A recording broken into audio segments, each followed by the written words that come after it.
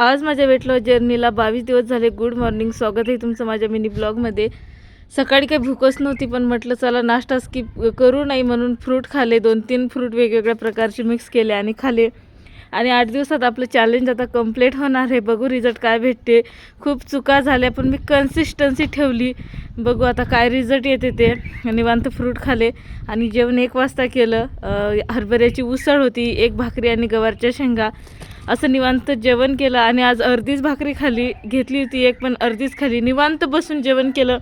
आणि जेव्हा आपण चावून चावून खातो ना, खरंच आपलं पोट लवकर भरते आणि आपण कमी खातो. नंतर 4 वाजता परत मी टरबूज खाल्लं, कारण की मला असं भूक लागल्यासारखं झालं होतं.